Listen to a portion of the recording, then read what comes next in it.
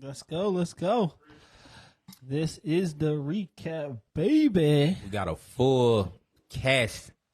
Mr. Wayne Woodard, K. Carswell, and our special guest. Well, hold on. Before we introduce her, you know, we always like lead with Recap of our week. the recap of the week. Man, it's been a wild and crazy week, but definitely productive. But Wayne, I'm gonna let you go first. Of course you are. Let you go first. Last night the Tesla went down. I was up all night dealing with that. So that just got towed to the dealership. What else this week? I think we lost another car this week too. Another car this week. I feel like so. I don't know. You know how these weeks be running together. But yeah, it was a little different this week. Did a little losing, but did a lot of winning also. Made some major plays. And yeah, everybody else, everything's good. I finished another 5-day water fast. 5-day water fast. How is that going, man? Because you jumping on the water fast, jumping back off. I mean, just is it straight water? I think you sneaking some crackers and some peanuts in there, bro. Absolutely nothing, brother. Just straight H2O, spring water to be exact. Spring water. That's it. Springs. This time was harder than last time. I'll say that, but I was able to do it with two of my good friends. So you know what I mean, shout out to them for being my accountability partners. They wanted to do it, so I was like, yo, I'll jump back in the ring with y'all and do it too. So that was good. But yeah, I mean, week was good. How about you? Hey, man, like I said, my week has been like I said, definitely productive. Business going great. We had a viral post happen yesterday. I'm not going to get into it. We're going to do that on the call-in show, which we're going to do this week. We'll take calls from people, you know, see what you think, what you thought about, you know, the post. It was definitely real. Mm-hmm. I heard some people say I was doing a publicity stunt. I need a stunt double if that was a publicity stunt, because I mean I gained nothing from it but a bad experience, because I mean, you know, no one was reaching out to me for an interview. You know, where's DJ Vlad? You know what I mean? Where's No Jumper? So I didn't gain nothing from that. But, you know, like I said, besides that, I mean, definitely been up my way, bro. So nothing to complain about. New Year. Yeah, New Year came in, blazing trail. I mean, we got some, like you said, we got some cars and stuff down, but I'm not down. That's so, it. I mean, we good. We all the way up. Yeah, for sure. So, you know what I mean? Now, I'm gonna let you do the intro, because you was hype. You was like, whenever you was about to do it, you had high energy. I need that same amount of energy. I had high energy. I need high energy. Okay, for sure. All right, we got a special guest with us today. Mm-hmm. We know time is a factor for her. Speaking of factor, you know, owner of Girl Factor, and currently she's doing like taxes and stuff now. So if you need your income tax done, you can come see her. We're gonna get into that. She just told us she has a production team for content creation. So you want to see her for that. You know, she's a blazing trail for the social media at this time, and for the women's boutique. She's teaching students all over the country from what I'm seeing. So we'd like to introduce our guest, Miss Courtney Waters. How was that? That was over the top. Like, Yeah. I love that. I just felt like I was just on the news or something. Indeed and agreed. It sound like it. That's it. Close enough. Close enough. You know what I mean? I live it. Yeah. How was your week? My week was good. It was long. Of course, I'm doing the taxes and things like that. So it's a transition. And of course, like, the girls that's factor gonna always factor, like 7 days a week. So it's something else that I added on to my tax. But I'm so grateful and so happy. Like, everything is in God's favor. Like, it's going up. Okay. It's going up. So this is your first year doing taxes, right? Absolutely. So how is that treating you? Like, trying to, what's that balance like? No, before we didn't, like, how did that, like, because that just was like I know for, you know, maybe your inner circle. Came with promo in there. It was like, you know what I mean, you know, you was about to do it, but whenever the others, you know, seen it, we was like, oh shit, okay. A little round to the house. Let's do it. That's what I'm talking about. With the little office in the back. Right. Yeah, the office tucked away then. Hey, little song. So how did that come about? So basically, it was so ironic because I was teaching the class for my boutique, And the girl, Brittany Walker, she did come in and she was like, I do taxes and da-da-da. She was like, I know everything is not for everyone. She was like, but I really do see the potential in you and I really think that you should tap into it. So I was like, yeah, no, or whatever. But I did think into it, like, this is not nothing that I'm just like, trying to be superwoman, like, I'm going to take over the world. I'm going to do your taxes. But I did have a lot of clients that came in. They was like, I do want to kind of get some guidance from you. You can help me with my taxes. And everybody know that business, all of that revolves around taxes, the IRS, the government. That's the only way that we're able to be successful. That's the only way that we're able to be running, like the highways and byways, everything that we're driving on. It comes state taxes, like everything. It's kind of like a global thing. Like everything runs around the IRS, the government, the taxes. Like they really run the world without even saying a word. So it kind of inspired me a little bit. Like I was like, okay, well, I'm a definitely 5 or 10. It's gonna be girl factors. I'm gonna have 3 of them. Right. So with that being said, this was just something that I wanted to tap into. It's really not too many millionaires that I know that only have one source of income. And although Girl Factor has been a big blessing to me, like, I'm not scared. And even if Girl Factor don't work, not Girl Factor, but even if the taxes don't do well or I don't do it for 10 or 15 years from now, it's something that I can say I did, I tried, and I'm moving on to the next thing. Right. So that's kind of how it happened. So I was like, I'm going to tap into it. I'm going to see how everything go. And so right now, everything is going good. We are in the beginning state of the taxes. And right now, everything is looking good. I had a couple of clients, people reaching out, they popping up at the store. And it's kind of like I'm not used to it because when they come shop whether I'm there or not. But now it's like, I'm looking for Courtney. And I'm like, oh. So it's like I don't want no pants. I'm trying to get these taxes done. I need them bands. Not rapper, not the rap over here. Period. But yeah, something like that. Okay, that's lit. So now you gotta take us back. We want the origin story. Origin story, diapers to who is Courtney? You know what I'm saying? Like I know you from Macon, right? I'm from Macon. Okay, so we need to know what part of town you from, how you grew up, how did fashion even come into play? Is this your first business? Let us know a little bit about who you are and how you became Miss Girl Factor. Okay. So basically, growing up, I always had a passion for fashion. Like, I'm always in the mirror trying to make sure, okay, this outfit go with this. But Courtney is just an overall loving person. Like, I don't care what type of day I'm having. I'm always nice to people. Like, honestly, I'm not really sure unless somebody probably had something overthinking, but I've never just really took my anger out on anyone. Like, I'm just that type of person where I'm just loving, I'm caring. Even if it's, just a couple minutes, like, oh, hey, girl, I'm going to make you feel welcome. I'm going to make you feel loved. I'm going to make you feel like, what's up, my girl? Like, I'm a girl's, honestly. And a lot of people probably don't know that about me because I'm always dressed and I'm going to do my makeup. I'm going to make sure my hair good. I'm going to make sure I'm on point. But a lot of people look on the outside of Courtney, but they don't really know who really is Courtney. So I got a bubbly personality. I'm always smiling. That's why I'm glad I got my teeth done. They popping. Thank you, but I do love your smile. That's one thing I always notice about you. I'm like, dang, Shorty got a nice smile. Thank you, but I'm just always smiling, so I feel like that's the first thing that people see. Cause I'm like, hey boo, hey girl, and it's just kind of like it's not a role play. Like that's a part of me. That's really who I am, and yeah, I just really, like I said, I love fashion. I'm an outgoing person. I'm from Macon, the bottom of Bloomfield. Everybody, well, I ain't gonna say everybody, but a lot of people that kind of shout out to the bottom. Shout out Bloomfield. So yes, I am from Bloomfield. I was raised in Pleasant Hill, but at a young age, we did move to Bloomfield, and pretty much like everything was everything. Like we came from the trenches. I ain't gonna lie to you, and I really think that's what really makes me more motivated to this day. That what makes me want to keep going harder because it's one of those things like I know I don't want to go back.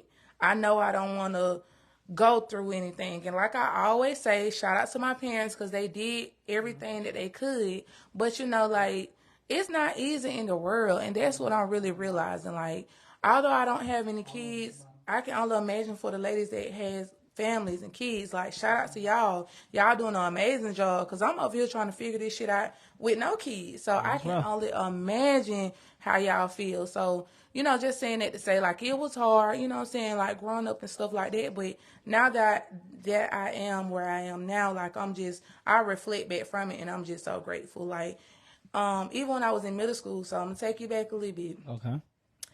I used to stay up. My mama would go cut on the light, like, what the hell you doing here? Baby, I'm getting this outfit together for tomorrow. Gotta keep it fresh. Baby, I don't care if it's a uniform. I'm finna make sure the edge is clean. I'm finna make sure I got the Aeropostale shirt on. It finna be tight fitted. Everything finna The be. Aeropostale, that's a throwback. Baby, I'm gonna take y'all back. So now, Ah, Aeropostale. right? Aeropostale fresh, baby. I'm talking about stop playing. Them little $10 Aeropostale shirts. T-shirts is going crazy. For sure, it was like 3 for 12 or 3 for 10, 3 for something 20, like bro. That. It was a lot. Yeah, it was Like, going crazy. yeah, the Aeropostale used to be the truth. Yeah. It definitely did. So I was telling my mom, baby, I don't want them 98 cents shirt, baby. Give me Aeropostale. And it's cheap. Why not? That was just that. So, moving on to high school, it was just one of those things like, baby, I was balling on a budget, but it just kind of showed the true soul in my fashion, like the fashionista that I had inside of me. Like, I would go to the Goodwill, like, call my auntie, you'll take me to the Goodwill real quick. I would go in there and find me $2 shirts and 50-cent shirts just to find me some stuff to put on. Like, okay, I got some boots to go with this. I got some. I would turn that little 50-cent outfit to make it look like it was at least $100. And so, like, growing up, it kind of made me feel like it was just easy. Like, I really feel like fashion comes from the soul. And no shade to the people that really just heavy into designer. Like, that's cool. But in reality, like, 90% of the Spend all that time. money. Right, and 90% of the time, I'm doing girl fatty. And it still go up because it still look good. Like, you don't really have to be in designer all the time to express your way of fashion. Gotcha. That makes sense. No, for sure. So you just, from an early age, you learn how to, put that shit on a budget. On the budget. Yeah, so that's what's up. Yeah. 50-cent budget. 50-cent budget. 50 Come cent through with the 50-cent budget. You feel me? So, like, boom, you in high school. You know what I mean? You putting that shit on. You taking your time, making sure you look good. Boom, boom, boom. So, like, come out of high school. Like, what did you do any business throughout high school? Like, where the entrepreneur mindset or entrepreneur spirit come from? So I would say I always been an entrepreneur. Let me take you back, and I'm gonna take you back to the front. Okay. So we're going to the back. Like I said, we stayed in the bottom. Everything was so small. It was like our small little neighborhood, like a small town. But we really just in the bottom. So I used to sell hooker books. I'm talking about 25 cents. Hucklebuck. I heard of those. What's that? You heard of Hucklebuck, bro. That's the Hucklebuck. That's the Kool-Aid in the cup with the styrofoam. Then you freeze it. Then you gotta pop it from the bottom and turn it upside down. You gotta eat from the bottom to the top. It got like a stick in it? Stick, man. You gotta use that thumb and pop it up. Nah, you gotta. I don't know how to explain it, but you gotta put that. So it's a styrofoam cup with Kool-Aid Kool-Aid in in it. it. Yeah, but you know so how the you gotta- Kool-Aid settles at the bottom, right, so So you- you want to pop it and put it from the top. Oh, but you put a hole in the bottom of the cup? No, you just popping the whole ice. So when the Kool-Aid freezes, right? So you just kind of pop, and it'll pop up, and then you pull it, and then Oh, so that's not Yeah, a hole because in the everything bottom. is settled at the bottom. But it's so a that's the good styrofoam part. cup, though. Them joints break, man. They Easy. flexible. You gotta know what you're doing. Oh, you know what I I'm guess you saying? could put it in talent. another cup. Yeah, so that would make it hook a boat. You know what I'm saying? Because you gotta hook a boat that thing. Is it a boat or huck a buck? Boat, whatever. they call them freeze pops, ices, everything, but we Okay. call them huckables. Okay. I got you. Okay, so you use the huckabuck. Oh, You know yeah. what I mean? And so my mom would Push be it. like, okay, what you want from the grocery store? I'm like, Mom, get me some sugar, some Kool-Aid.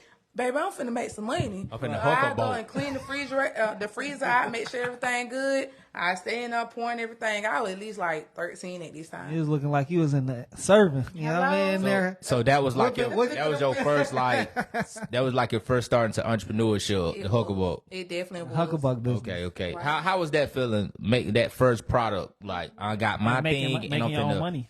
Yeah, how did that feel? So they was 50 cents per huckabuck. So when they come in, I was like, dang. They would come knocking at the door, little kids. And I'm like, Well, dang, they coming up for me. They really want these hooker books. So I'm getting 50 cents. I think after probably like the first day, I probably at least got like $15. But I'm a kid, baby. I'm rich. What you saying? Like, I did this. So it really did motivate me to go more. It made me feel good. Like, I really did feel accomplished. That's what, Like for most like people like entrepreneurs, maybe you too, Wayne. I never heard your childhood hustle stories, like childhood. I heard early stories, but man, like I used to sell toothpicks, like flavored toothpicks. I think I remember you telling me about I told that. you about that. Yeah, like you yeah, put man. seasoning on them joints. Oh man, we used to put the hot sauce with the ramen. Man, I don't know if I want to get a recipe out, man. I'm gonna go ahead and throw it out there. I used to put the hot sauce in the ramen noodle packet so it could stick a little bit, shake, let it harden out and dry. Man, we got chicken flavor toothpicks, man. 10 cents a piece, get you 10 for $1. You know, you get you 1,000 toothpicks for $5. You know what I mean? So a little 10-piece right there. The thou wow for $5. Going crazy. So don't let me come with the 20,000 for a week. You know, I'm going crazy. I'm toothpick shouter. You want a 10? I got you a 5 tomorrow, man. How much you want? I remember, bro. I never forget. Crazy. I ain't heard of that one. Man, I used to write down like the orders and stuff. Like, yeah, man, I want 20 tomorrow, bro. I want 30. At 10 cents a pop, you know what I mean? Like, I guess that's light work, bro. I'm 6th grade. Yeah, I mean that's easy money to come by. Come on, man. It's had a little rats on You it. know what I mean? I can be like, yo, let me get 5 of them. I got 50 cents for you, bro. Oh man, I don't do 5 pieces, man. You got at least 10 or better, bro. Oh man, okay. Yeah, man. I don't think I was doing that in grammar school. I think mine really started in high school. It was like flipping jerseys. Like I would always bring 2 jerseys to school. I'll wear one, put one in the locker, and I just knew I was gonna sell whatever on my back. You know what I'm saying? 'Cause I'm gonna put that shit on. What? So I'm selling. So it like, right man, off that jersey hard. Yeah, I got 2. No, I'm just like, you can get this one.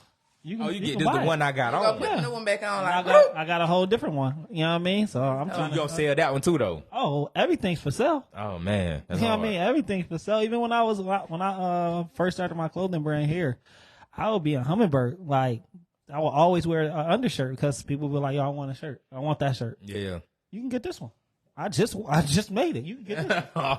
I'm selling clothes off my back. I don't care. Yeah, for you know what I sure. mean? Everything's for sale. everything but the paint on the wall. That's it. Let's go. You can get that if I got to scrape it. I'm telling you, now, If I got make it to Nah, for happen. real. You know what I For real, mean? for real. So I feel like boom, you huckabuck shorty. Hucklebuck, Shawnee, Miss Hucklebuck. Hey. And then I moved on to like, okay, and I'm in high school now. And then I started doing micro tweets. So I'm fine. I'm talking about this one really, IG really just started like, it just going to the top. So I used to post my stuff. I used to hit Savannah, Georgia, ATL, Dublin, like all surrounding counties. I had doctors, I had lawyers, I had just everybody just from all over. I was just doing their hair, like doing twists. And it was just so crazy. And I really think that's another thing that really motivated me to like, Courtney, you can't stay here. Like, you got to keep maneuvering. So I had some clients that really didn't want to just be like, could you come to my house? You know, I was young and vulnerable. So I'm like, yeah, I can. You know, Mom, it's okay. She was like, yeah.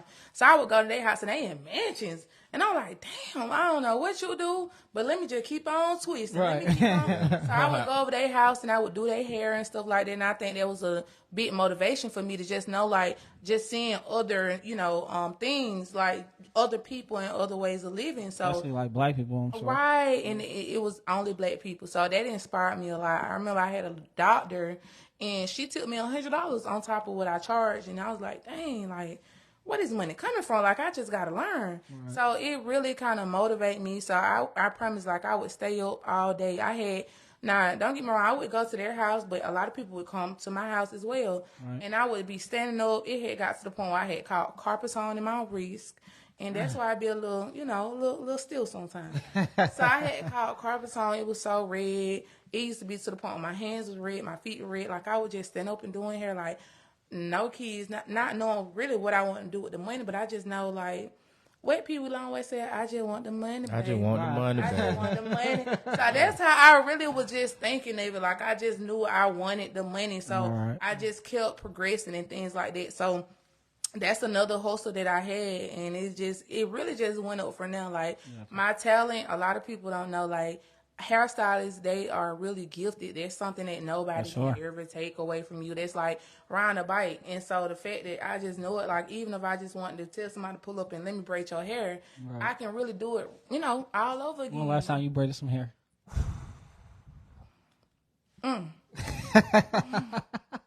It's been about 7-8 years. Oh man, that long? 7-8 years. I still got the sauce. I still got the sauce. You feel like you still got it? Yeah, I just don't have the patience, but I got the sauce. You got the sauce. You still. So you good for one good braid? I can put the best one braid, lay it down right now. Just one. Good one. That's one. it. So you're gonna be walking around with a ponytail and a braid, just one braid. Yeah, that's all I got.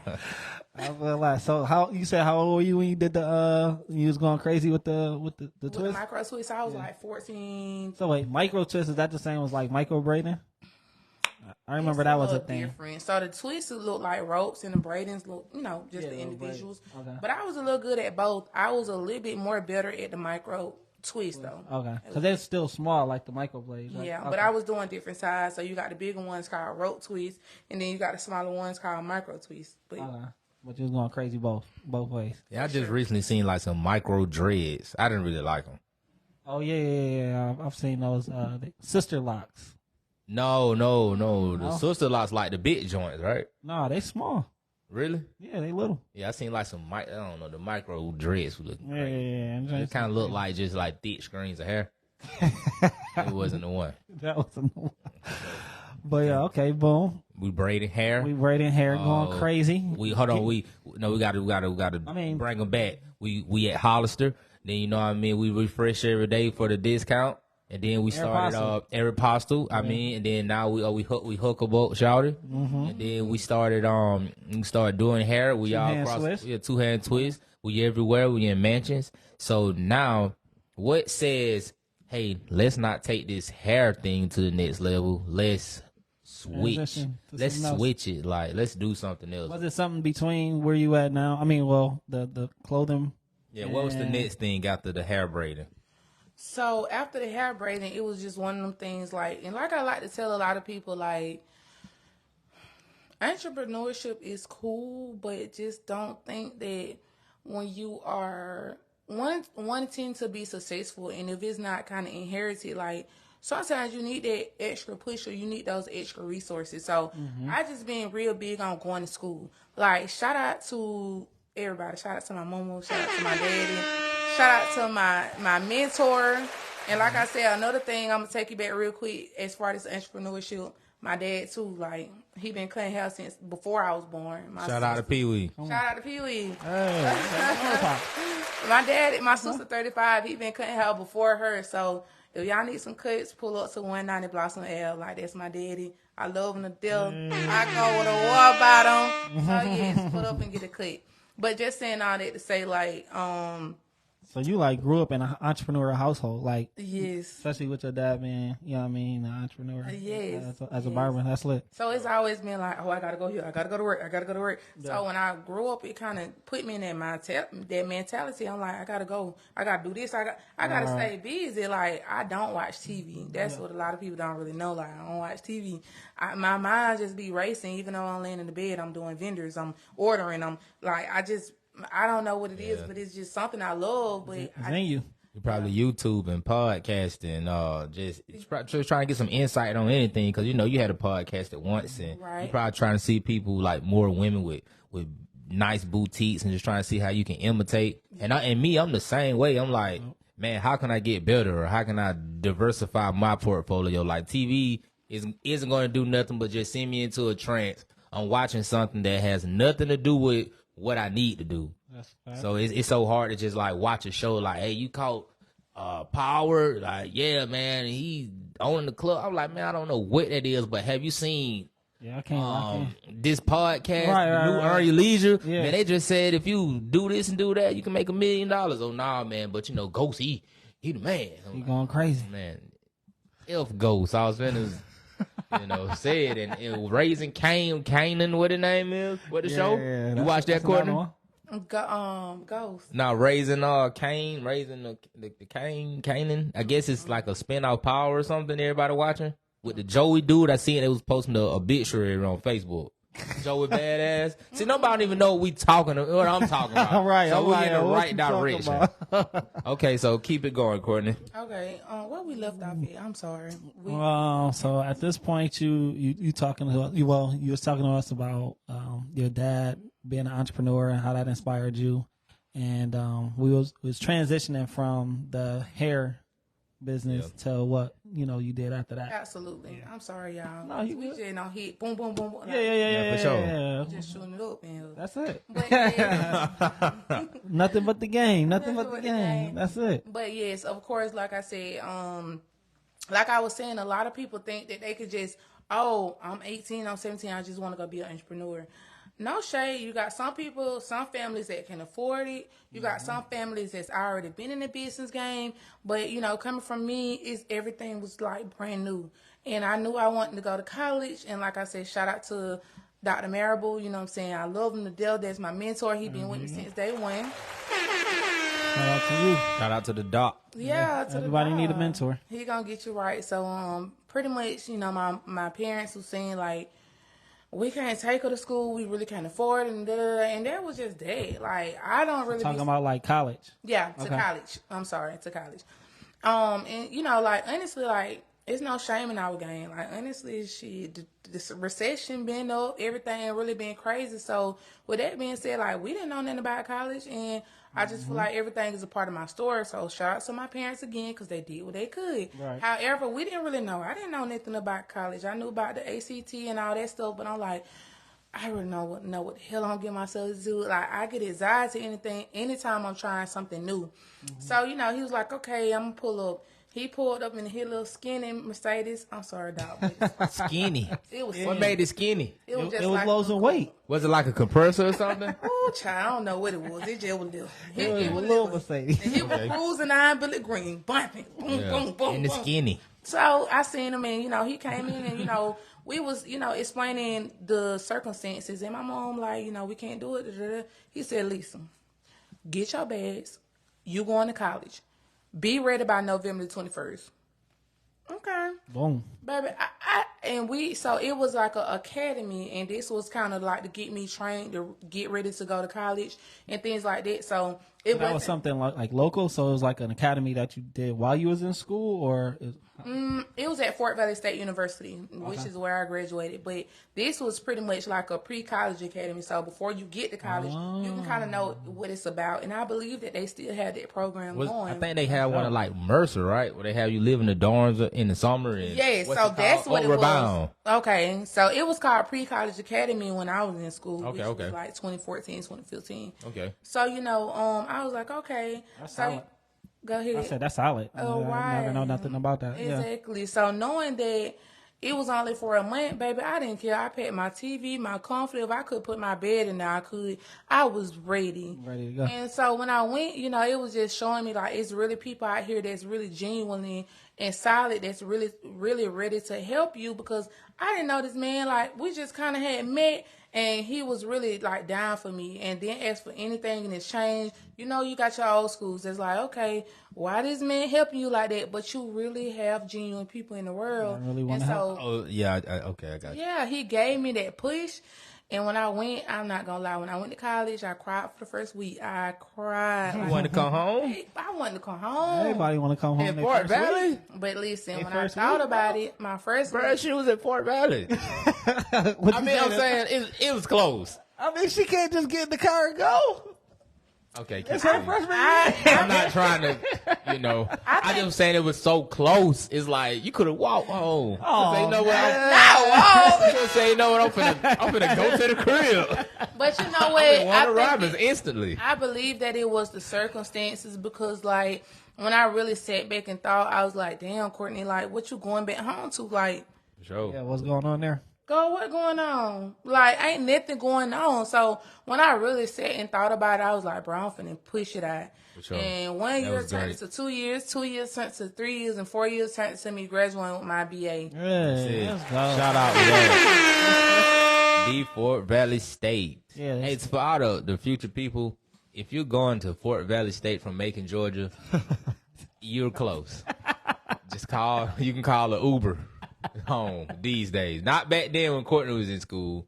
You know, you can call it Uber. had the you yellow you come cabs? home and man, you can get there.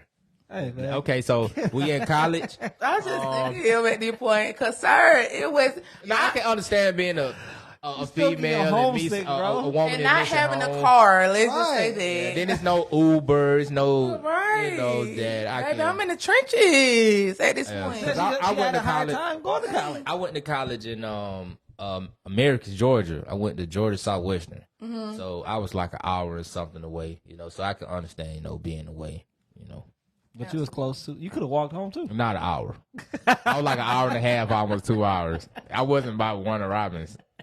But it's cool though. I respect that. So you finished college. Okay, so what was the plan? What did you get your degree in? Okay, so I did get my degree in psychology, but I changed it so many times. So at first it was biology, then it was sociology, then it was animal science. What was the idea behind the psychology degree? Like, what was like? So I really wanted to go back for my my master's and become like a behavioral specialist.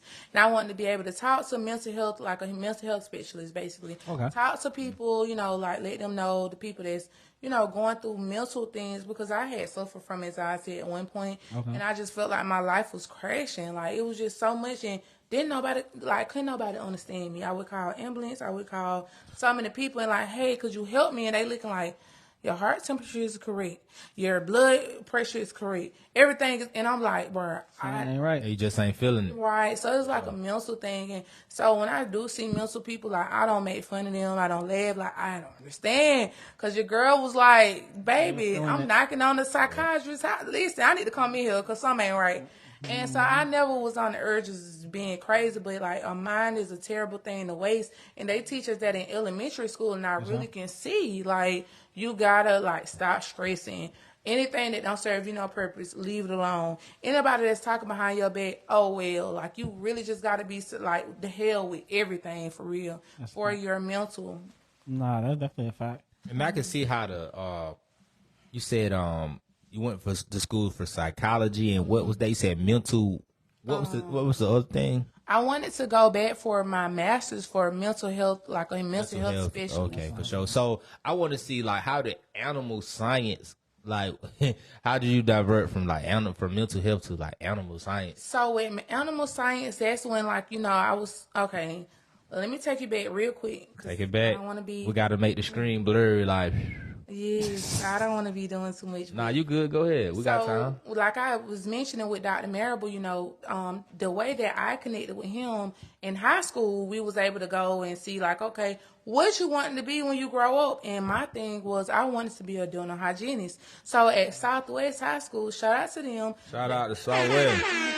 They would put you in different categories. Like, okay, you want to be a beautician? We're going to take you to this salon. You want to be a dentist? We're going to take you to this salon. So, this office. So, that's exactly where I went. I went to his office and, you know, I told him, like, I want to do this. He's like, okay, what school you want to go to? I was like, I don't know, either Albany or Fort Valley. He was like, you going to Albany? I was like, okay. So, that's kind of how we met. I worked in the field. I really liked it. I was like, okay. And so, he's a doctor. Okay.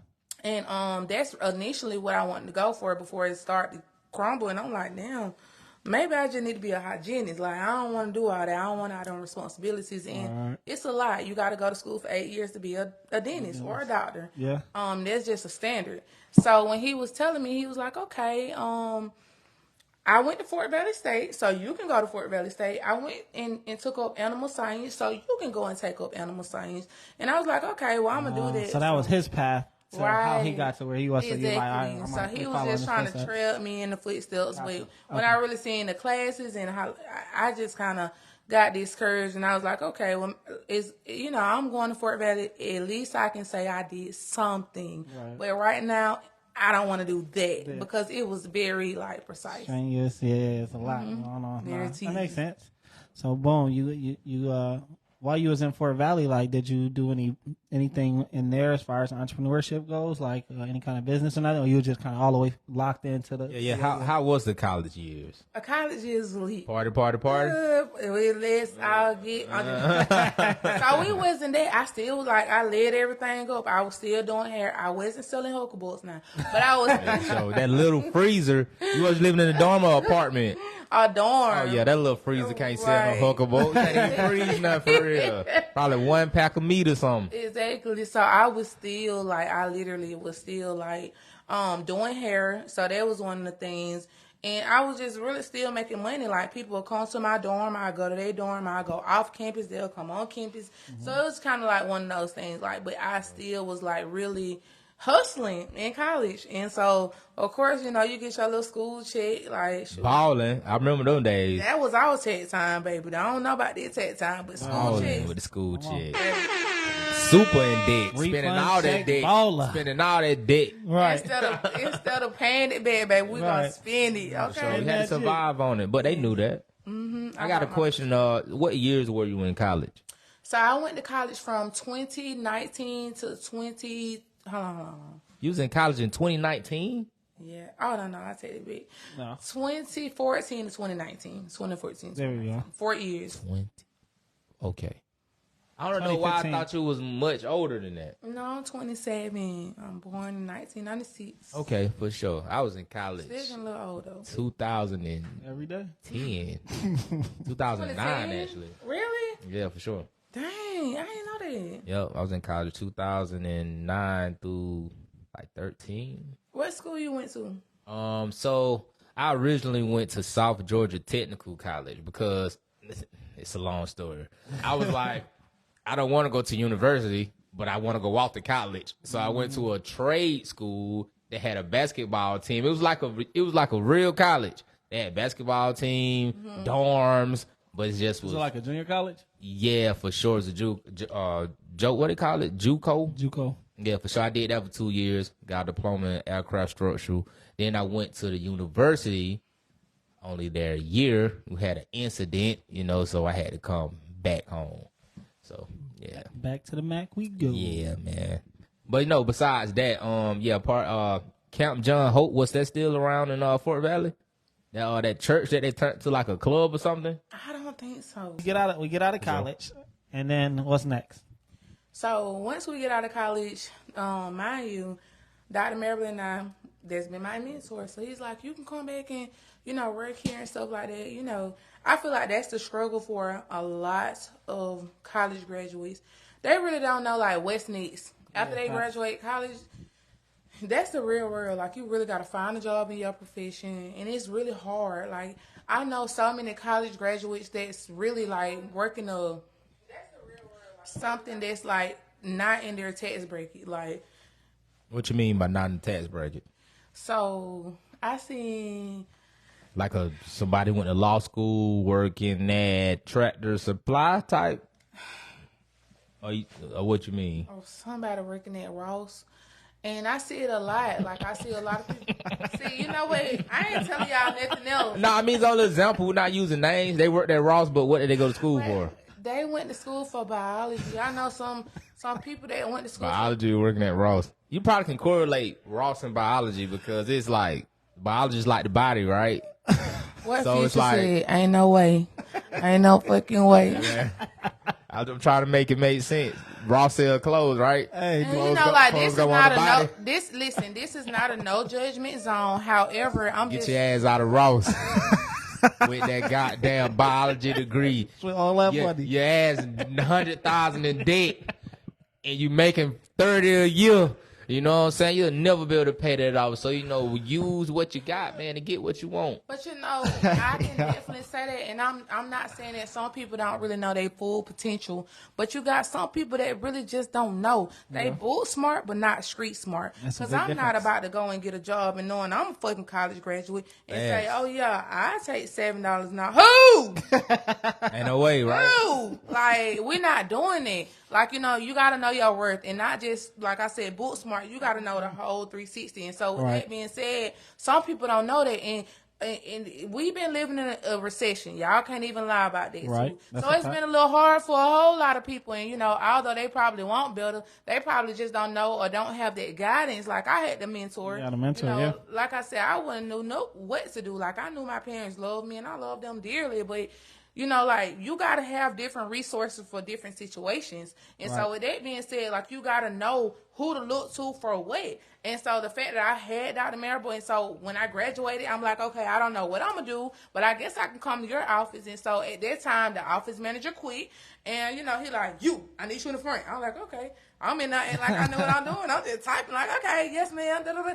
But eventually I caught on and I was able to sit back with my feet up. Like I just knew the office like a 360. Right. And I was the office manager. So when I first started, I was a dental assistant. Mm-hmm. Well, no, I take that back. I was answering phones, scheduling appointments, and then I was the dental assistant. Then I was the lead dental assistant, and then I was the office manager. So you just worked your way all the way up Exactly. within his ecosystem. Exactly. Nice. And so it really taught me a lot how to talk to people. But being able to have that education is what got you in the door. Exactly. Gotcha. So just being able to have that education, not just high school, but I feel like college really just opened me up even more. Right. And then just working not in my field, but around people, helping people, communication, like just handling business, that just really took me to a whole nother level. So with that being said, I needed all of those steps to be to where I am now. So, yeah. College does give exposure, man. You meet different people, different mindsets. I mean, like, honestly, man, I don't want to say that because people gonna feel it. I'm just gonna say this: college is if you can get your kids at least to do a year or two of college, they don't even have to finish. I mean, the goal is to finish, but if they can get some exposure. I mean, even me, I'm not a college graduate. You know what I mean? I did my little 2 years at the trade school. I got a diploma, but just being out there, being diverse, meeting different people, I mean, it put me in a different mindset of just like, man, I met people who hustle. You know what I mean? I met people who just different from different areas, people, more driven people. Like I said, like even today, I can go to 3-4 states over. I still got my partner from college. Like, hey, I'm finna come to Alabama. I'm finna come to Texas. Like they there. So I mean, just like being here. If your folks don't, your people stay here. This is gonna be the only circle unless you go out and meet people. I'm pretty sure you still got college friends, right, Courtney? Absolutely, like and everywhere. Like Especially being alumni.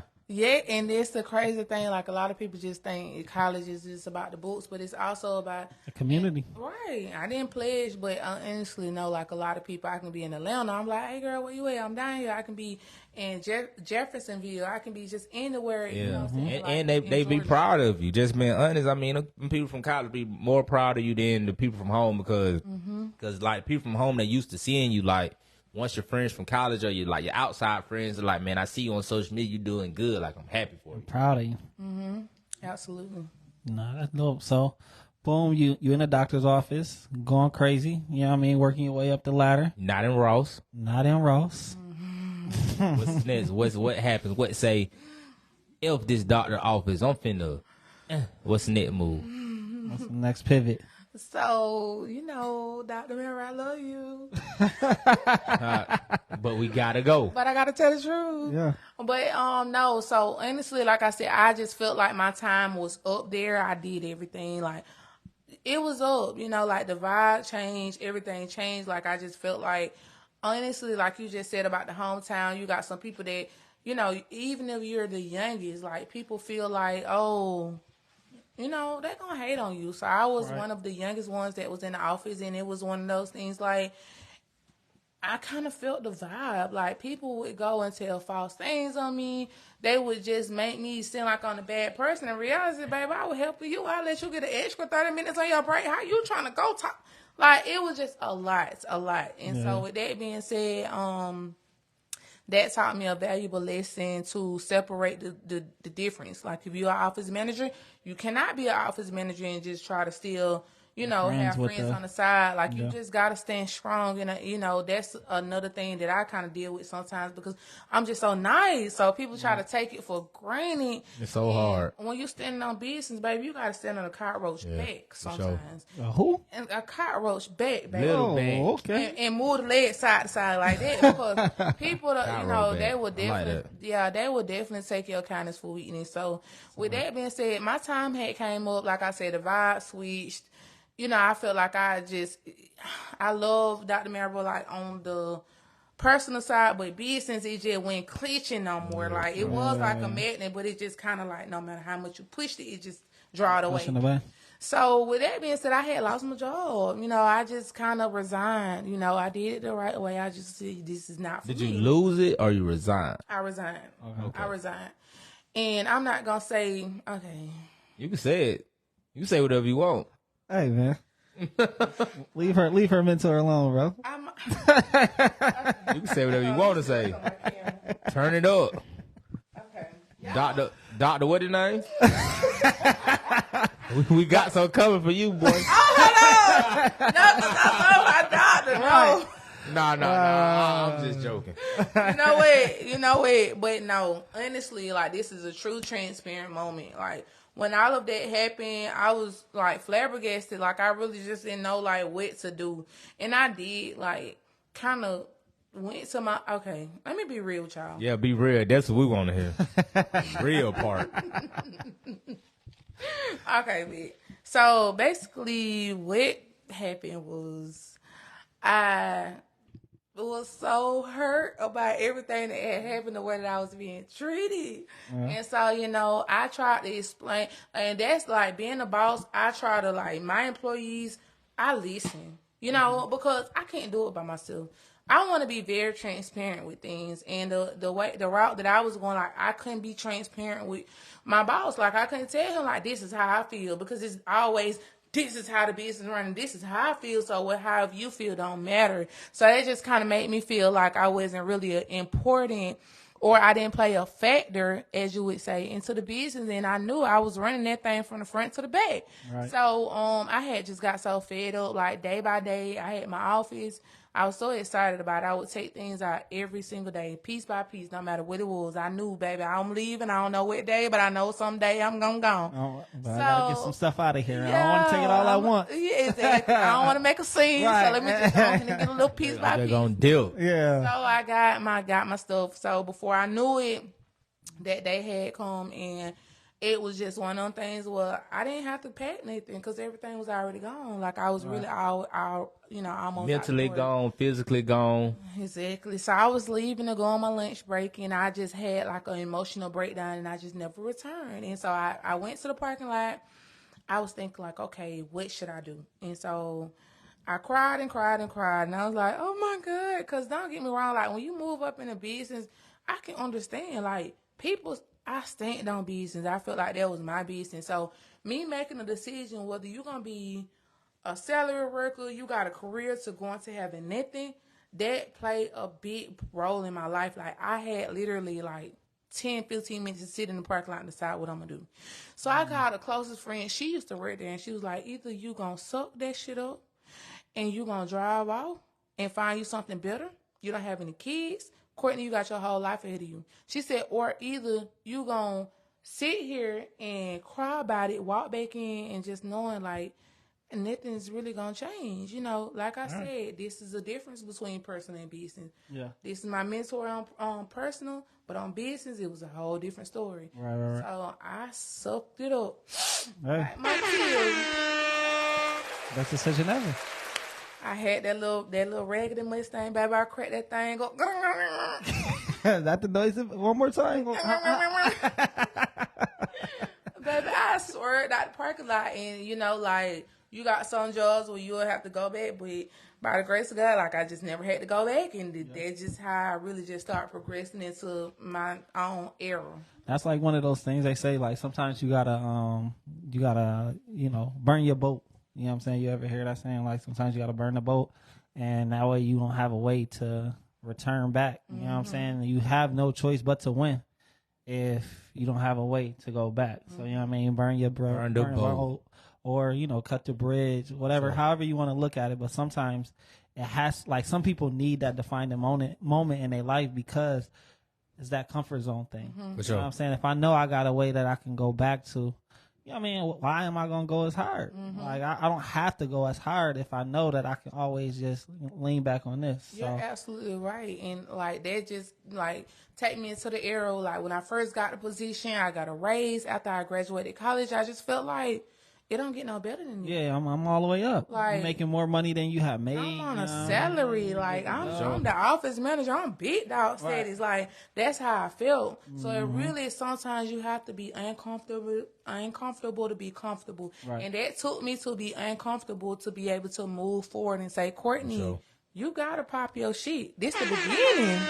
That's a fact. So So is that where, after you quit the job, is that kind of when you got into the business, or you started something else after that? Like what you do after you left the So job? yeah, that's exactly we lean on to it. So that's exactly how I was sick though. I ain't gonna lie. I was waking up like anxiety. I'm stressing like Courtney.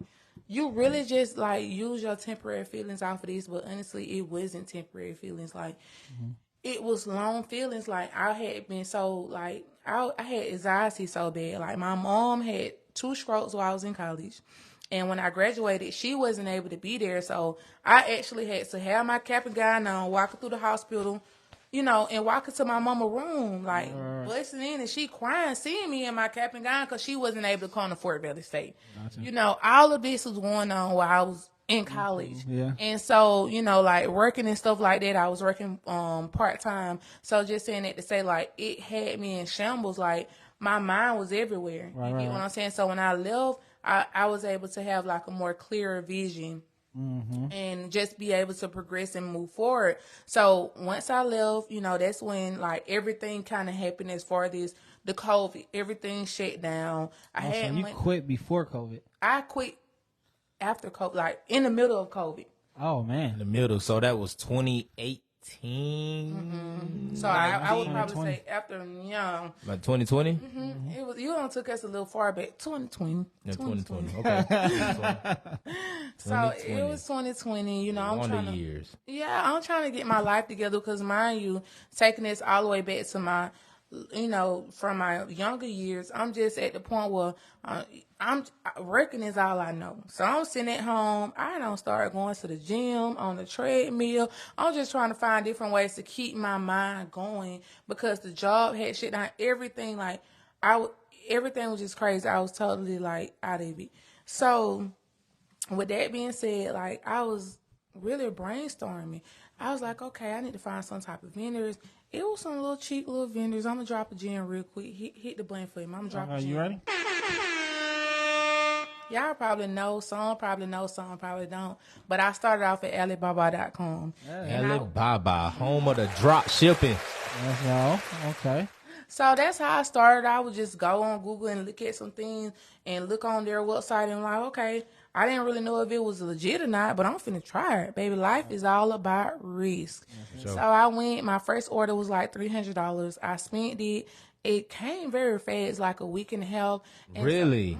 I was With Alibaba. Even during COVID. That's yes, crazy. even during COVID. That what blew my mind. Did you do any like shipper research or anything, or try to? You didn't order nothing first. You just like scrub with the right person. Nope. I just looked at the reviews and I said, I'm gonna try it. Like I didn't really try to go in and spend $10,000-$15,000. I said I'm gonna just spend about $300-$400. Yeah, for sure. So that's exactly That's a what I lot did. though. $300-$400 with Especially Alibaba. and you don't know, and you not working. You In know his what I mean? in his women's clothing, I'm pretty sure you got 1,000 pieces for that much. I'm probably stretching that, but I know it was a good amount. Well, that's true, but nah, honestly, Alibaba are really not that cheap because you also got to think about the shipping too. Shipping. Oh, the crazy. shipping is huge, a huge The cost. shipping Crazy. is huge. I feel terribly with Alibaba with drop shipping. Yeah, and that's the thing. Like, you have to divide your prices not only by the product that you buy, but you also got to divide it by the shipping and put those two numbers together and then divide it. So it was not bad. But, you know, like I said, we had been out of work.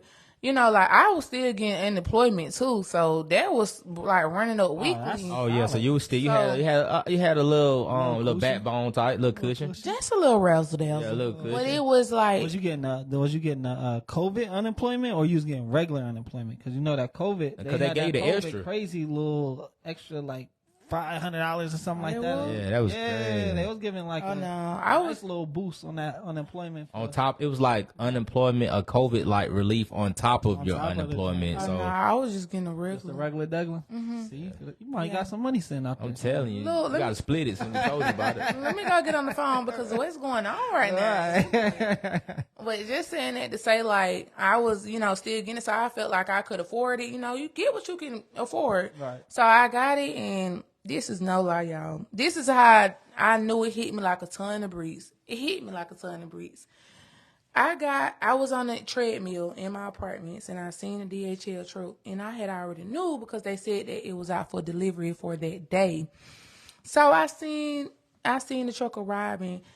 This is no lie. I cut that treadmill off. I started running behind the truck. I started running. I was sprinting because, you know, like a lot of times if it's not signature release, they will not leave your package. Yeah. So I'm so excited. Ain't nothing going on. I'm bored as hell. I'm ready for this shit. Like I'm ready to see this package. Yeah, let me see it. Let me Y'all, get when it. I tell y'all, I finally found the lady. So she was like, okay.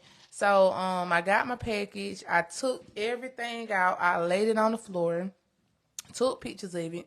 Matter of fact, I take that back. I got the pictures off the website, and I just like, I don't know how this gonna go. I prayed over it. I said, God, I just pray that, you know, it be successful. Although I only had like 20, 25 outfits, like I really just want this to work. Right. I post them outfits, y'all. This is no lie. Those outfits sold within 15 to 20 minutes.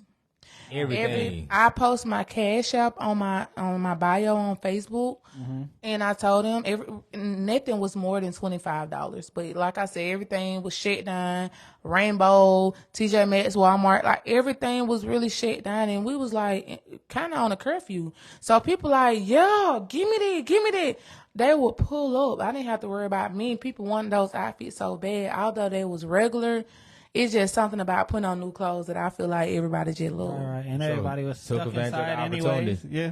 Yeah. Absolutely. So that definitely gave my opportunity, and it showed my potential. Like I was like, damn, if I can do this, I know I can do this. Yeah. And so me seeing other different type of clothes, because I'm not gonna lie, like Alibaba, yeah, you probably can find some good vendors on them, but it's gonna be like a needle in the haystack. Like they really have, you know, poor quality clothing. And that vendor I had really just didn't have no good clothing. It was summertime, you know, you could put on your little tights, the shirt, the shorts, you out the door. But it sold, and that gave me the motivation to know, like, Keep it going. Right. yeah. So like, what was the idea come from? Like, you just was like sitting there brainstorming, and you was like, "Yo, I'm gonna That just shit was try getting this." fresh back in the day, I guess. Yeah, It kinda so came that's where it from. came from. Like, I always love clothes. I'm always like, okay, boom, boom. Well, you know what? Okay, I didn't say this part. I love clothes, but I also love to put on something new. I don't know what it is, but it seemed like the outfit that I wore last month, it don't hit the same like the new outfit. I don't care if it was nicer. Like, it's just something about putting on new clothes. And I don't know if that's the fake rich girl era that's in my mind, but I be feeling like I just be want to put on something Everybody new. like something new. Like Instant gratification. That popping tags, man. For sure, man. Everybody like something fresh, and then you don't look like a repeat, especially for a woman. I mean, women have so many clothes. It's like Crazy. and then they save them. That's the part I just hate. Like, man, you not finna wear this. You know, just man, throw that away. I'm pretty sure you got so much stuff you probably never wear again, and you just keep it Just in the wear it closet. once. Like recycle that stuff, man. Give it away. But we're gonna hold on to ancient time because Yeah, I love my for sure. clothes. 'Cause I might wear it again one day. Probably 10 years from now, but baby, I'm gonna put Yeah. it back I on. might Now, want what to put you this say? back on. One day. Want to repeat this outfit one time, one day. Yeah, just one day. So boom, you got the you got the Alibaba package. You got that gonna go crazy on Facebook. So what, you said how long it took for you to sell out? Probably like 15 to 20 minutes. Oh, so one day, boom, out. Man, that's less. Less than Man, 1 that's, hour. That's an hour. Instantly. Yeah. Did like one person buy the load, or like I'm trying to Oh, see 15 no. minutes. That's clockwork. So, like I said, with the outfits, they was like, don't get me wrong, I wasn't selling no Da Vinci product. I was selling regular organic pieces. Like, plain tops with the shorts, like sets. Like, you know, I would do different colors. And, you know, like a lot of people got hella Jordans and hella shoes. So they just thinking about the solid color with something to go on with shoes. Yeah, definitely. And you got to think, by it being in the middle of COVID, some people didn't want to get out to get no dish detergent, no, you know, Tide Pods, no anything. So they trying to do what's convenient. I really don't know the circumstances, but I just know it worked for me. And everybody like, okay, I need this, I need that. There go with my shoe. And then the same day, they were going to the living room, baby. Cause when they open, cause where y'all going? Right. Baby, they would put it on and tag me. So this is no lie. Before Girl Factor, I was all over the place. I used to call my clothes quarantine outfits. That was the name of my brand. Quarantine fits. That's But, makes sense. but once it started to slow down, I was like, okay, Courtney, you're not in quarantine forever, baby. You're going to want your brand to continue to progress. So that's how I thought of Girl Factor. But just saying that to say, like, that's how it happened. That's like, how you started it. Just yeah, as like, that's how it started. So how long did you go? Go ahead. Go ahead, bro. Sure. Yeah. Okay, so how long did you go from like selling items from, I guess, hand to hand from to like owning that brick and mortar business that's Girl Factor today?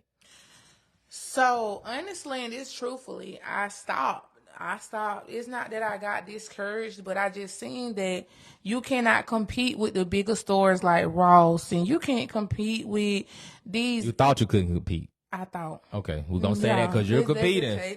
Okay. Let's just say thought. So at that time, I really just was like, okay, Courtney, I would say with the type of clothing that I had at that time, I felt like people would probably want better quality. I feel like it was just convenient. It was just an era that I was in, but I was wrong. It's a little sold out. I was wrong. So it just took for me to do more studying. And sometimes you gotta be encouraged. You gotta encourage to be encouraged. So I was like, Courtney, it don't stop here. So what I did, all those clothes, I still probably had like $500 worth of inventory that didn't sell, because when you're buying in bulk, you don't want to just buy one small, one medium, one large. You want to buy 3 smalls, 3 mediums, 3 large, because you want to have enough for them, and you probably want an outfit for yourself, because I know I'm always going to wear some Girl Factor or wear my brand. You gonna put that shit on. Yeah, so with that being said, like, you always want to make sure you're buying in bulk. And so with that being said, you got to make sure, because if not, like, somebody been on bought the medium, you are a medium, so you're like, dang, I ain't really get a chance to really just buy that. You know what I'm saying? So, yeah, it's just... Boom. So you just... I just kept got going. some inventory, you know what I mean, kept up. And so I'm sure, like, okay, the first time you might have bought 20 pieces, then, you know, you upped it maybe 40 pieces. Like, was you always, like, reinvesting right back into the brand, or like Reinvesting the whole thing? into it. So the first time, I think my profit was like 400. No. I spent like 300, and I think, my profit was 300. So in all, I got back like 600. I would put the whole 600 back in, and I would just keep flipping. And then before I knew it, I had to buy $2,000 and $3,000 worth of stuff. And like I said, it slowed down, because the more everything started back opening, the more I slowed down, because The competitors came back. Exactly. People can go. Exactly. So at that point, I was like, you know what, the hell with it. I'm just trying to find me some better vendors. So I sold all of my, I had like a big bucket, and I sold it to this one young lady that was about to open up a boutique. And she was like, oh my God, you helped me. I'm so glad. So she had all of that in her boutique. And I didn't take any credit for anything, because I was just like, I know my next come up is going to be crazy, immaculate. Yeah, sure. So I wanted Plus to. you had already, you know what I mean, you was already in the green, I'm sure. Absolutely. You know what I mean? This is just extra product. Right. I had already made my profit, but it was just some things that were left over. So if this going to help you, cool. Like, I don't need no credit for it. Yeah. So, you know, she sold my whole load. I was like, okay, I'm going to give it to you for this price. She bought it. She was like, oh my God, you helped me. But in reality, you helped me. I was glad to get this shit. Right. Like, that's what business is about, win-win relationships. Right. So I end up going off of YouTube and just studying and trying to find some good vendors, you know, in-state vendors, and I find them, and I got the credentials for them, and it just started working in my favor. Like, It hit me like a ton of bricks again. I was like, you know what? you probably gonna spend a little bit more money for these clothing, but they're going to be better quality, versus the ones from Alibaba. And you can get them quicker, especially if it's a local vendor. I want to dive into the vendors and even trying to find vendors. Like, what was the process? I mean, I'm not trying to get you to say, who you use, but like, what did you get? Like did you buy a vendor list or did you, YouTube? Like, what was that process? Trial and error, buying stuff from places. Yeah, it was really getting it. Yeah, I want to know how that works. So to be honest with the vendors, you really have to be like very transparent. And I would say, like, I spoke on Alibaba. This is another gem. Hit me with it. Hey,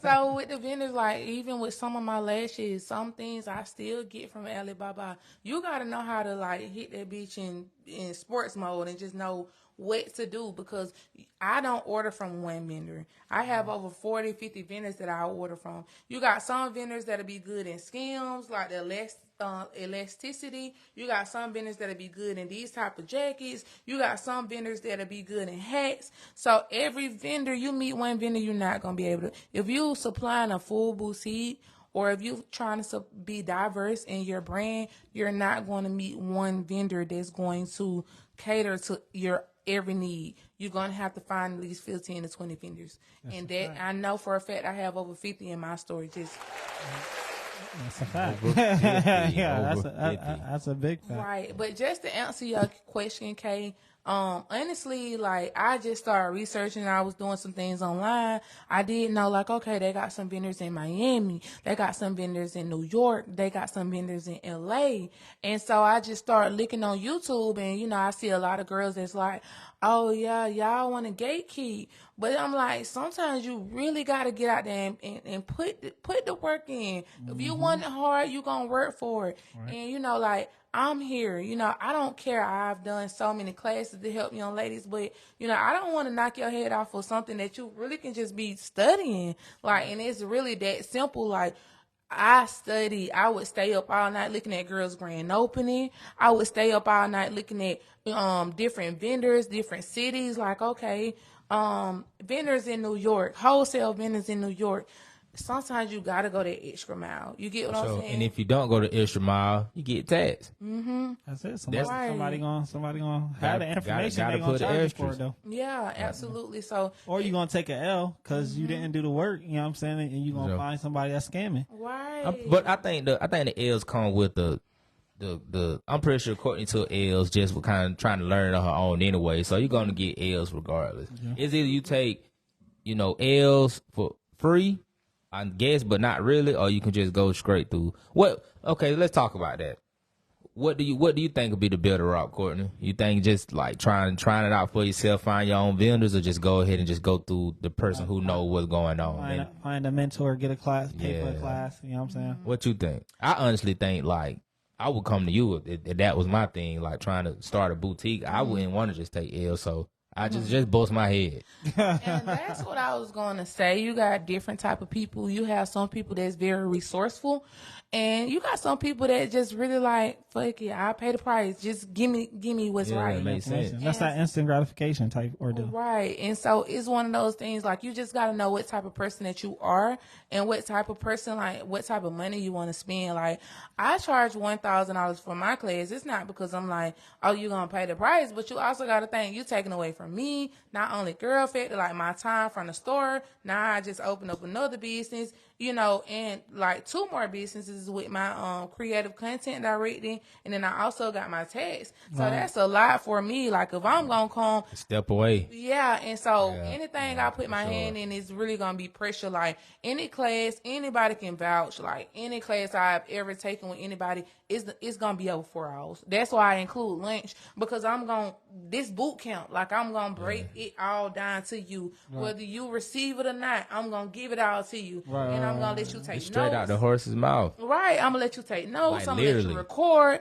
You know what I'm saying? But you got some people that feel like, well, maybe I can go on YouTube and get this for information. sure. Da. You But can't get it in 4 hours. Then, you know, some people don't think it's enough. Like, dang, you just told me all the free stuff. Right. But you don't know, like, the thing is, I gathered this information together and I packaged it up to give it to you. I mean, even me and Wayne, we sell courses on how to start a car business. Like, we had one guy, we're not going to name him.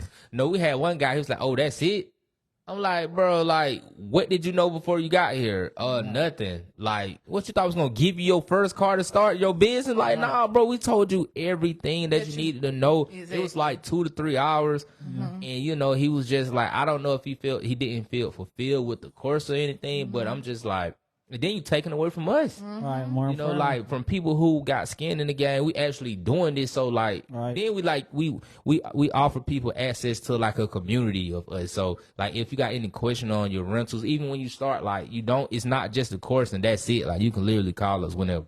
Yeah. So I mean, But a lot of times what it is that you don't know what you don't know. yeah, You know what I'm saying? Until you know you get into a situation and people kind of, you know, put you on game. Like, I didn't know that I needed to know this piece of information, but now I know about it.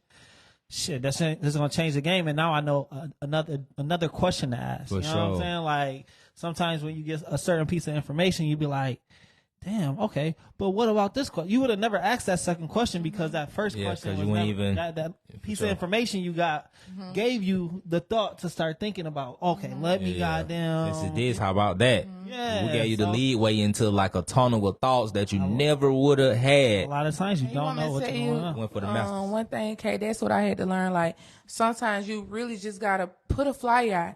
You know, what's included and what you learn. You Yeah. get what I'm saying? Because It makes I used sense. to do the classes before and just like, okay, take a class, I'll teach you this. But no, you need to have it plain, black and white. This is what's included. Even if it's a swag bag, you'll learn this. You'll get a 30-day mentorship, and this is what you will learn. And that way, when they try to come back and say, well, I didn't do this. I didn't do This yeah, is for what sure. this is what you will learn, and this is got- what it that's includes. You know what? Yeah. You know what? Another thing I think is we even included most of that for the most part, like what you're gonna get out of this, out of on our flyers. But I think it's like they think it's harder than what they like. I guess they think we're just gonna give you the master just success. Like, bro, soon as you start.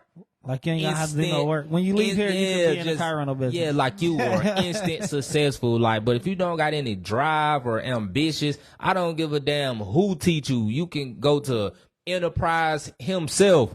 You won't be able to succeed if you don't got your own drive. Absolutely. That's it, so. You can go to Macy's herself, goddamn, and teach you. If you're not going to Courtney, you will not go anywhere if you don't have your own ambition. It's a lot. It took a lot of hard nights. I used to leave out the store at like at 1 and 2 o'clock in the morning when I first opened Old Girl Fitting. Like, before we opened, I'm in pain.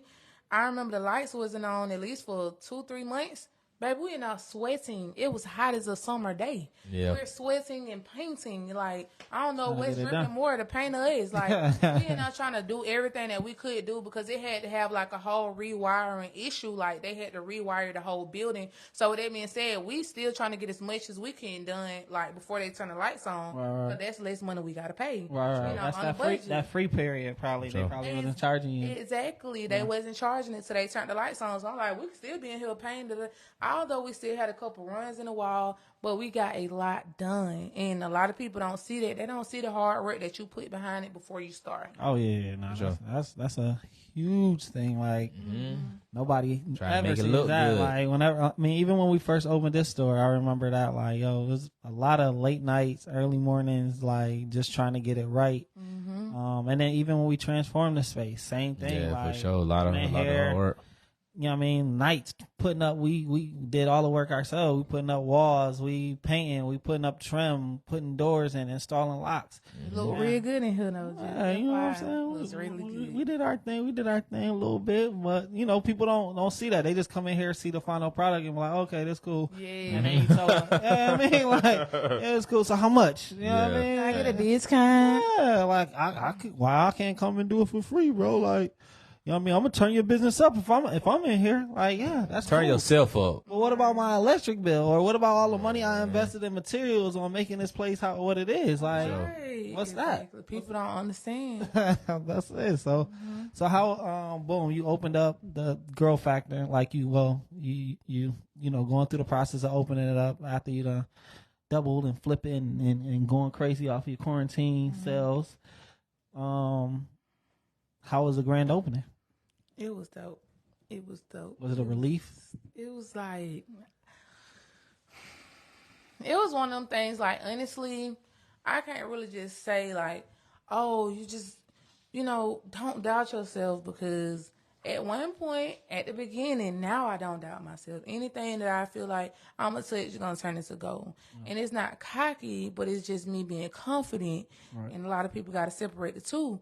And so when I first started, I wasn't enough confident. I'm just like, I'm doing it. I'm making sure it's good. I'm making sure it look good. It smell good. Everything is good. I got good clothing, but I wasn't as confident walking into it. Gotcha. So when I first started, I was like, yes, I'm the owner. But then I really should have been like, I'm killing it already. For sure. Haters try to, what I want to say. So you can be confident in like a hater or a loser. They like to call it cocky. Like I just think that's a losing sport to just say like a confident person is cocky because they believe in what they doing and how they doing it. Right, and it's so ironic that you said that, because I had someone that came to me not too long ago and was like, yeah, I was talking to such and such, and they was like, they feel like you didn't act like that when you stayed in the bottom of Bloomfield. You just different. You act like you all that. You act that. And it was just kind of like, I act like a winner because I'm winning. Right. First of all, you got to be aware of the bone carrier. Like, what you said. Like, how you was in taking all this information and you didn't defend me? Like, oh, hello? And you know me. For sure. Right. And then secondly is like, small-minded people is going to clink with small-minded people. Like, if we all is supposed to evolve and grow in the world, like, you can't be stagnant. Like, that's the only way you'll be able to reach your full potential. Like, and honestly, I just done got to the point where I can't satisfy everybody. Like, the people that love me, the people that don't, so it's cool, Yeah, I had somebody say that to me before, and I said, oh, thank you. And they fucking blew their mind. They're like, bro, you be acting, you be moving different now, like you different. I said, I supposed to. Thank you, bro. It's called growth. God damn it. I'm doing something right then. Sure. I'm doing, especially when I'm back home. Them niggas be looking like, what's wrong with you? Like I feel like you get the most hate from your hometown. Yeah, I definitely. I guess that they seen you at different points of your life, so I guess when you shining, they see the aura is like, this ain't such and such. They can't take it. Yeah, but they also they be like, yo, I'm so proud of you. You know what I mean? The initial is like, oh, I'm so proud of you. You doing so good, bro. And then we just sitting there chilling. And then that's when the real feel looking like, yo. Yeah. Hey, bro, man. You all know, the crazy like, questions kind of start rolling in, you too. seem like you acting different. Like, you don't even talk to us. Like how much money you really make? Chilling over here. Like, yo, you ain't even, like, bro. We're not on the same page no more. We don't even do the same things anymore. Like, bro, be real with me, bro. How much money you make? Like, how much money I wet? Man, pull your W-2 and I might maybe show you. So I'll show you what's going on if you try and transition. Matter of fact, I got a class. I mean, I showed some of my homeboys how much money I made because I wanted them to get on. Bro, that's fuel to the fire. That's don't even lighter fluid. They don't even want to start. Yeah, that's you just exposing yourself because, man, I ain't doing that. I used to do it. I mean, you gotta be super close. Like for me to say, no. I'm not just gonna be like, they just walk up on the street and be like, hey, bro, no, not on the streets, but even just outsiders. You gotta be like close, like, man, what it do? Like, you want at this point, yes, for sure. Look, this what it is. Like, this could be you. You know what I mean? Bro. Like, I'm not too far from you. Like you. Yeah, for sure. I'm right here. Yeah. I'm actually broke, bro. It don't mean nothing. So, Courtney, what would you give to the future boutique owner? Some advice, like, a startup kit.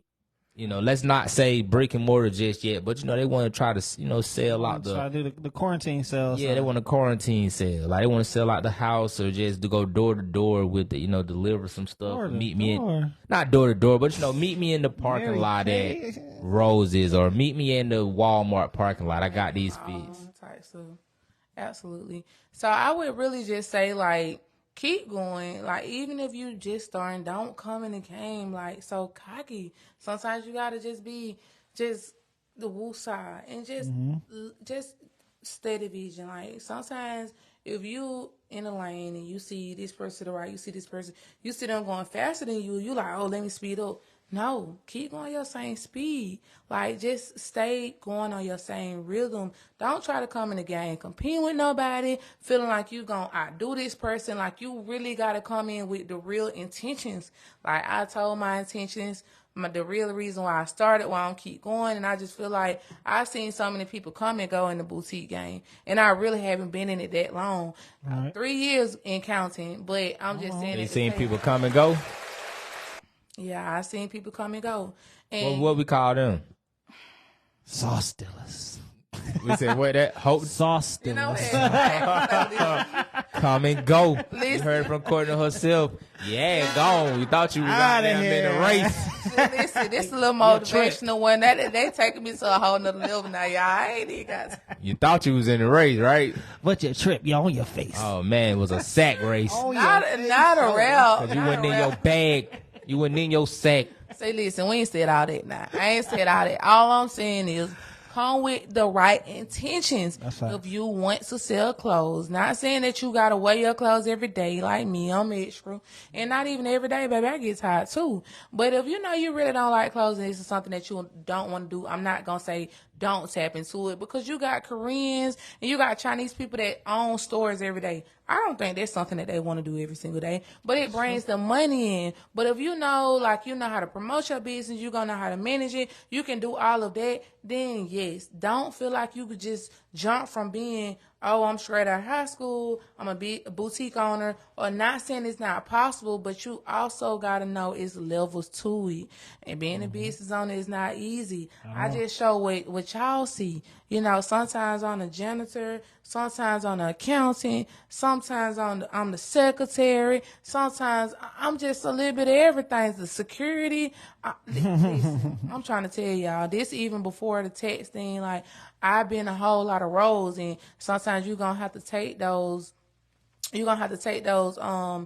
just that security, and you're just going to be able to have to, like, just take it to be able to balance. Like, sometimes it's going to be a lot. Sometimes you're going to be in there longer than normal. Like, it's a sacrifice. And not saying this is Illuminati, but I guarantee you, like, you're going to have to sacrifice a lot Goat when blood. you are being a business owner. And just me specifically speaking on boutique, like, I had to sacrifice a lot. Like, yeah, y'all probably see me out happy today, but it's some days I wake up in shambles, like, not knowing, okay, boom, I gotta do this, but I gotta do this, but I gotta get inventory, but I gotta go to the store, but I gotta do stock, but I gotta get another employee. So I be everywhere, you know. I just show a little bit of what y'all can see, and not just saying that I just want to be that secure and private, and I don't want to be able to share that part with y'all, but honestly, baby, y'all gonna be in shambles too, because I know y'all love me. Y'all gonna be like, oh man, Courtney, Actually we do gotta all that. help her. We gotta. So I'm just like to the point where I just like, okay, I handle it. Whatever I can't do today, I'll do it tomorrow. Right. But just for all of my upcoming boutique owners, y'all got this. Keep pushing. If you need me, I do offer classes. Even if you can't like do the class, you know, even if it's a question and answering, I'm more than happy to answer your questions. And it's just the beginning. Like, believe in yourself. You said you're more than happy to answer questions. Absolutely. Okay, so what we're doing is I'm charging for the questions, and I'm gonna ask her for you. So I'm the secretary. It's said right now. Hit up Kay.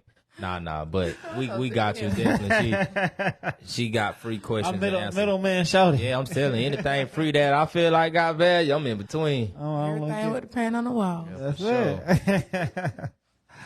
So that's what's up, man. Like, so boom, you grand open this joint. You said you 3 years in at this point, right? It'll be 3 years in September. In September, boom. So like, what's been some of the high moments for you, and what's been some of the low moments for you?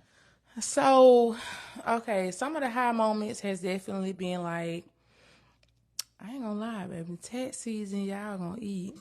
Bitch, you know I eat. I don't forgot the song, but I like know that I eat. song.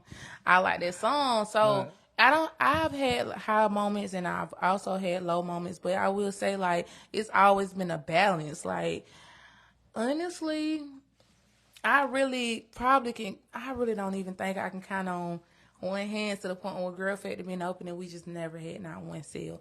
Now, I will probably say, like, the first year, it probably been like 1 or 2 maybe.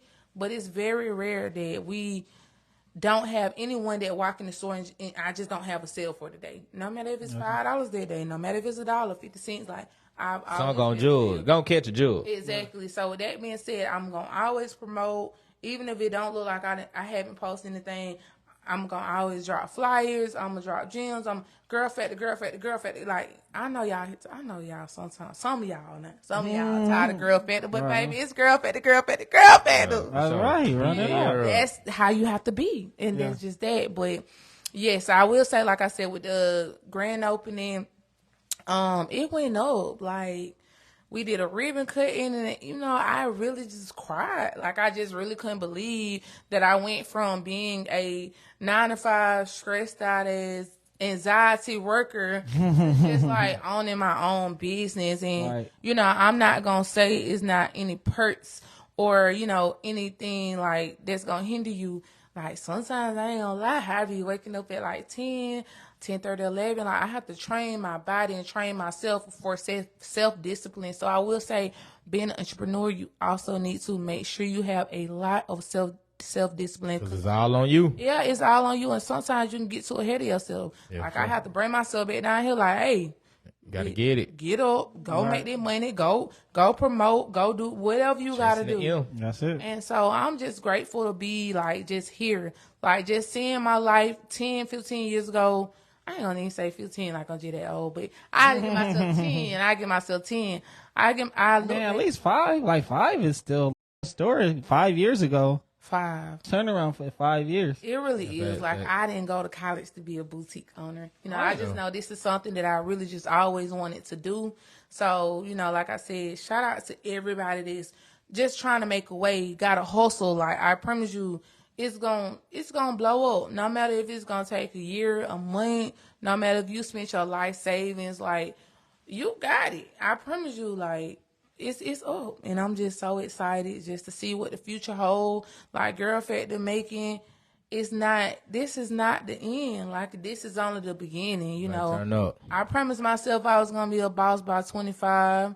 My mama, she told me like, hey, and I was a boss by 25, and I'm 27 now, pushing 30. I'm 30 club. I'm pushing. Hey. But it's an experience, like just being able to be a boss by 30. Like it's a blessing, and just seeing like all of my supporters, everybody that support me, even if we never really greeted one-on-one, like just knowing like it's really like a blessing just to see everybody come in. And that's why I'm always so nice to people. Like I'm happy. I'm grateful. I love y'all from the bottom of my heart. And this ain't just no mushy stuff because I'm an OG. But I'm just letting y'all know. Not an OG. So speaking of blessings, young OG. Speaking of blessings, we want to bless the game with one of the presentations from the recap. We give this to the guests, who come on here and spit game. Drop gems and all that. So let's bring the recap trophy in the building. What other podcast giving trophies out? It ain't none. You know what I'm saying? You going to the podcast and you leaving. You know what I mean? No trophies, no money, no nothing. Let's go. Man, we going crazy. Recap, Courtney. Show the trophy off. So Put that in Girl Factor. You know what I'm saying? Let them know where you was at. The recap, how the podcast in making. And that came in the world, man. How does podcast in the world? That's it. Period. And that came from one of our sponsors. Custom Lab. They're located in Bonaire, Georgia. 89 Sunny Run Road in Bonaire. I'm gonna go ahead and drop their information in the comments. So make sure if y'all need any kind of trophy needs or anything like that, y'all make sure y'all hit them up.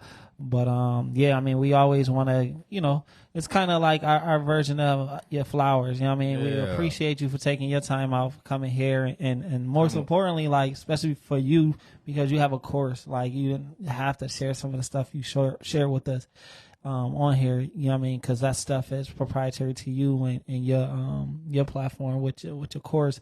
So I'm glad that you came on here and dropped them gems. So we appreciate you for that. For sure. You know what I'm saying? So one of the ways we like to end the podcast is we like to leave everybody with a gem. You know what I'm saying? This gem is a big one. You know what I'm saying? This is the one to get the people going. Yeah, sum it up, some short, sweet, straight to the point. You know what I'm saying? Something that's gonna really motivate the people. Impact, You know what I'm impact. saying? That's it. So we're gonna let you start. Kay gonna go. Okay, big. All right, Courtney. So mine would be hard times don't last. Keep pushing, keep striving. Get up out that bed. Don't let 9, 10 o'clock go by. Get up, make your vision, make it plain. Stay encouraged. Even if you don't have anybody to encourage you, listen to some podcasts. Listen to something that's going to get you up off your feet. Make sure you pray. Keep God first. And just stay encouraged, y'all. Y'all got this. I'm a witness, it's up from here. And I just know I believe in everybody that's watching this podcast. I believe in everybody in general. So, yeah, you got it. Just keep pushing, and it's up from here. Thank y'all. Hey, That was nice. That was nice. That was really Clean cut. I like that. right to the point. Is it my turn? Yeah. Oh, man. UK, right? I got a 2-hand. So you know what I'm saying? Don't never forget your humble forget. No. Okay. Hold on. I need a one hand. Got it. One more time. There we go. One hand. There we I'm go. finna Elvis Presley. Listen, humble beginnings, man. Like Courtney said, she said she grew up in The bottom. the bottom. People don't maybe not know. Everybody may not know who gets a chance to even listen to this podcast. But it's an area that isn't just very rich or it isn't poor. It's like right in the middle. But she was saying that she wanted to be something better than what she came from. And even when you do feel like that you're reaching that success level that you are at, always remember like you can get knocked down out that high horse, and you can be back to that humble beginning if you don't work as hard as the individual who you're trying to be. So like she said, man, get up out that bed. Don't let those late hours in the day pass you by. I mean, if you can get up, if you can beat the sun, I mean, that's even better. But, get up, grind, man, do what you got to do and save that money. Hey, that's it. Let's go. So, All right. I mean, for me, just really listening to Courtney's story. One of the two of the things that I really took away from this is mentorship, and put in that research work. You know what I'm saying? Like, you gotta find you a mentor, like, because that's the ultimate cheat code. Y'all hear me say that all the time. Like, the ultimate cheat code is a mentor. It's going to change the game for you. And you have someone here that can be your mentor. Like, if you're interested in being in the fashion industry or boutique owner, you know what I'm saying, and now on taxes, so give her a little time to get her feet wet, and I'm sure she'd be more than happy to give you the game. But the thing is that if you find you a solid mentor, that's just going to shorten your learning curve, right? They're going to put you on the things that you don't know what you don't know, right? If she didn't have that mentor that came into her life, that doctor that came into her life, she wouldn't have known about that program that, put her in position to then, graduate college. She, you know what I'm saying? And then after that, he brought her in under his wing. It may not have worked out, but she gained so many valuable skills from that is transferable to what she does now. Absolutely. So mentorship is so crucial, but then also take it one step further is you got to put in the work. You got to research, right? Don't be afraid to research, because your mentor is going to only take you but so far, but you got to be able to be like, yo, I'm going to go ahead and do my own homework as well. And she did that, you know what I'm saying? She did a lot of research, and she found other maybe mentors that maybe wasn't right on her, but she was watching other boutique owners and seeing what they was doing before she really jumped all the way out there on the porch, off the porch. You know what I'm saying? So put in the work, man. Put in the research. Like, you have all of the everything you need right here in your hand, and you can use it for good or evil. Choose it for good. It can change your life. It literally changed her life. She used it. While y'all was sitting up there watching Power and all these other cool TV shows during quarantine time, she's sitting up there looking up vendors and trying to figure out who doing, like, how they doing, what they doing, because it was something that she was interested in.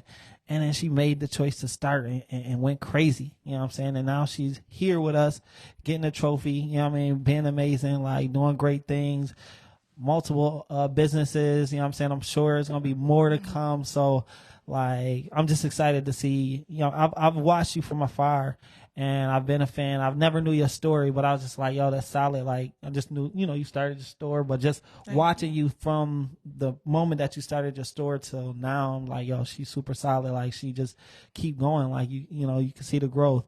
And then just, start popping off another business and super solid. So super proud of you. And just keep grinding, man, please. I appreciate y'all. Yeah. So, I mean, that's it. I mean, we're wrapping this thing up. Tell everybody where to find you. So, y'all can find me on Facebook, Courtney Waters, Girl Factor page, Girl Factor, IG, Girl Factor _LLC. TikTok, Courtney Waters 67. Y'all follow me. Boom.